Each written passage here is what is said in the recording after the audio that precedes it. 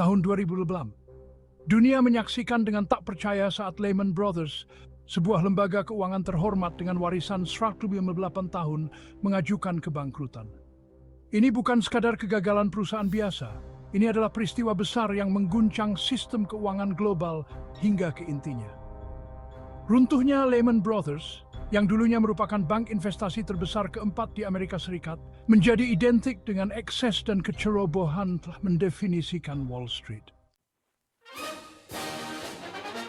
Kisah Lehman Brothers dimulai pada tahun 1844, jauh dari menara-menara megah Wall Street. 3 saudara imigran Jerman, Henry, Emmanuel, dan Meyer Lehman, tiba di Montgomery, Alabama, dengan impian untuk kehidupan yang lebih baik. Mereka memulai dari hal kecil, berdagang barang-barang kering dan kapas. Ketajaman bisnis dan etos kerja saudara-saudara itu yang tak tergoyahkan mendorong mereka maju.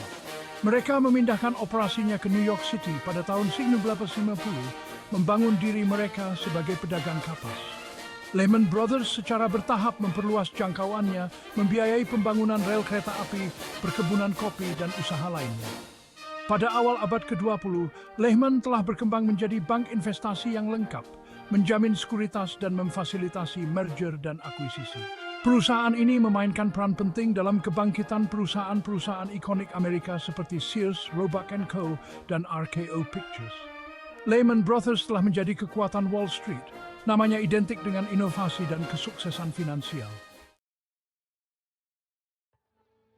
Benih-benih kejatuhan Lehman ditaburkan pada tahun-tahun menjelang krisis 2008. Perusahaan seperti banyak perusahaan sejenisnya telah terpesona dengan sekuritas yang didukung hipotek, terutama yang didukung oleh hipotek subprime.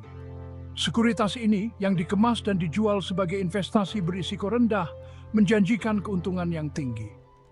Apa yang gagal dipahami sepenuhnya oleh Lehman dan yang lainnya adalah tingkat risiko yang tertanam dalam instrumen ini. Hipotek subprime adalah pinjaman yang diberikan kepada peminjam dengan riwayat kredit yang buruk dan kemungkinan gagal bayar yang lebih tinggi.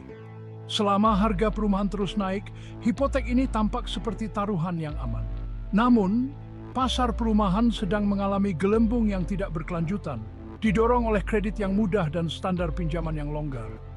Ketika gelembung itu pecah, konsekuensinya akan menjadi bencana besar. Pada tahun 2006, pasar perumahan AS yang dulu booming mulai melambat. Suku bunga naik membuat pemilik rumah semakin mahal untuk membayar cicilan hipotek mereka. Hipotek dengan suku bunga yang dapat disesuaikan, yang populer selama tahun-tahun booming, mulai disetel ulang dengan suku bunga yang lebih tinggi, mendorong banyak peminjam ke dalam kondisi gagal bayar. Ketika gagal bayar meningkat, nilai sekuritas yang didukung hipotek anjlok. Lehman Brothers dengan kepemilikan aset-aset beracun yang sangat besar ini, mendapati dirinya dalam posisi yang genting. Neraca perusahaan yang dulunya menjadi idaman Wall Street, kini syarat dengan utang macet senilai miliaran dolar. Tanda-tandanya sudah jelas, Lehman berada dalam masalah serius. Tindakan putus asa perjuangan Lehman untuk bertahan hidup. Ketika krisis keuangan semakin dalam pada tahun 2008, Lehman Brothers berjuang untuk tetap bertahan.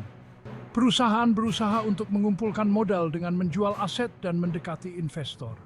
Pada bulan Juni 2008, Lehman melaporkan kerugian kuartal kedua sebesar 2,8 miliar dolar, sebuah indikasi yang jelas tentang kesehatan keuangan perusahaan yang memburuk.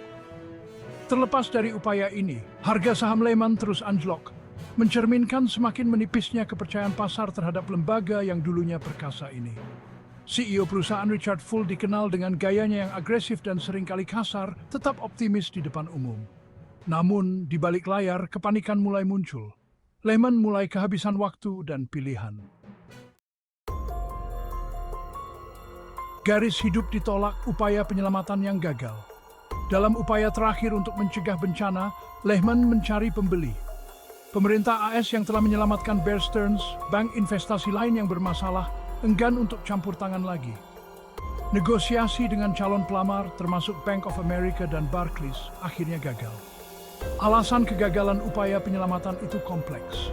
Beberapa orang berpendapat bahwa neraca Lehman terlalu buram sehingga menyulitkan calon pembeli untuk menilai tingkat sebenarnya dari masalahnya. Yang lain percaya bahwa pemerintah yang takut akan bahaya moral mengirimkan pesan bahwa tidak semua lembaga keuangan akan diselamatkan. Apapun alasannya, keputusan dibuat. Lehman Brothers dibiarkan menghadapi nasibnya sendiri. Hari ketika musik berhenti, runtuhnya Lehman. Pada tanggal 15 September 2008, Lehman Brothers mengajukan perlindungan kebangkrutan bab 11. Perusahaan yang dulunya merupakan simbol kapitalisme Amerika telah menyerah pada krisis keuangan terburuk sejak depresi hebat. Berita itu mengirimkan gelombang kejut ke seluruh sistem keuangan global. Pasar anjlok, pasar kredit membeku, dan kepanikan terjadi. Pengajuan kebangkrutan Lehman menandai titik balik dalam krisis. Itu adalah pengingat yang nyata bahwa bahkan lembaga keuangan yang paling kuat pun tidak kebal terhadap kekuatan pasar. Dunia menyaksikan dengan tak percaya saat pilar-pilar ekonomi global mulai runtuh. Gelombang kejut global, dunia diambang kehancuran. Runtuhnya Lehman Brothers berdampak besar pada sistem keuangan global. Bank-bank yang takut akan kerugian lebih lanjut menjadi enggan untuk saling meminjamkan, yang secara efektif membekukan pasar kredit. Bisnis-bisnis kesulitan mendapatkan pembiayaan yang mereka butuhkan untuk beroperasi, yang menyebabkan PHK dan kontraksi ekonomi. Krisis menyebar seperti api, melanda ekonomi di seluruh dunia. Di Amerika Serikat, pemerintah menanggapi dengan bailout besar-besaran terhadap sistem keuangan yang dikenal sebagai Program Bantuan Aset Bermasalah atau TARP. Federal Reserve juga mengambil langkah-langkah yang belum pernah terjadi sebelumnya untuk menyediakan likuiditas ke pasar. Tindakan-tindakan ini, meskipun kontroversial, membantu mencegah kehancuran finansial total. Asap dan cermin membongkar skandal akuntansi. Setelah runtuhnya Lehman, penyelidikan mengungkapkan jaringan penyimpangan akuntansi dan praktik-praktik yang dipertanyakan yang telah menutupi tingkat sebenarnya dari masalah perusahaan. Salah satu contoh yang sangat mengerikan adalah penggunaan apa yang disebut transaksi repo 105.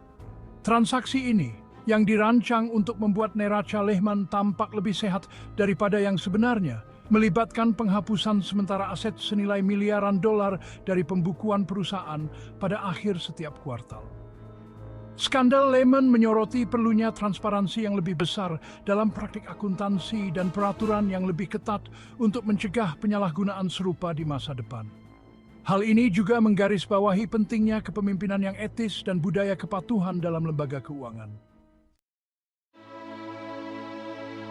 Pelajaran dari jurang, seruan untuk kehati-hatian dan reformasi. Runtuhnya Lehman Brothers berfungsi sebagai kisah peringatan tentang bahaya pengambilan risiko yang berlebihan, kurangnya transparansi, dan kegagalan regulasi. Krisis tersebut mengungkap kelemahan mendasar dalam sistem keuangan global, menyoroti perlunya reformasi yang komprehensif. Pelajaran penting yang dipetik dari bencana Lehman termasuk pentingnya peraturan keuangan yang ketat. Peraturan yang kuat sangat penting untuk mencegah pengambilan risiko yang berlebihan dan memastikan stabilitas sistem keuangan. Transparansi dalam praktik akuntansi sangat penting bagi investor dan regulator untuk membuat keputusan berdasarkan informasi. Dan diversifikasi investasi. Diversifikasi investasi di berbagai kelas aset dapat membantu mengurangi risiko. Kisah Lehman Brothers adalah pengingat yang nyata bahwa bahkan lembaga yang paling kuat pun rentan terhadap keruntuhan. Ini adalah kisah tentang keserakahan, kesombongan, dan kegagalan sistemik. Seiring kita melangkah maju, sangat penting bagi kita untuk mengindahkan pelajaran dari masa lalu dan berusaha untuk menciptakan sistem keuangan yang lebih stabil, transparan, dan tangguh.